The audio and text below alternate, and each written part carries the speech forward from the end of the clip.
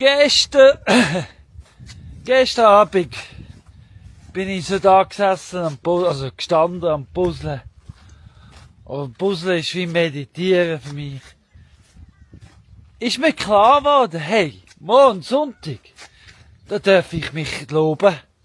Also natürlich ist Gott ist gepriesen, Gott ist gelobt, aber weißt du was? Ich darf mich auch selber loben, weil was ich jetzt, heute ist der 21. Dezember, und was ich seit dem 21. September so durchgemacht habe und immer noch dran bin, in der Zwischenzeit in einem neuen Land und neuen Haus und mit neuen Tieren, wo mir so Zwischenzeit schon das machen, was ich will, mit neuen Design und neuer Umstellung und alles neu. Und Kühe, wo man anlaufen und vorgestern habe ich zum ersten Mal von Hand gemolken, weil einfach, und das ohne Mittel, oder sehr, sehr wenig Mittel.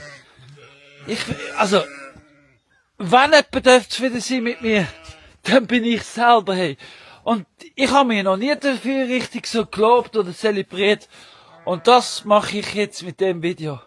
Ich sage, leck Colin, hure gut. Und nicht ein Loch bist du reingefallen. Hure gut.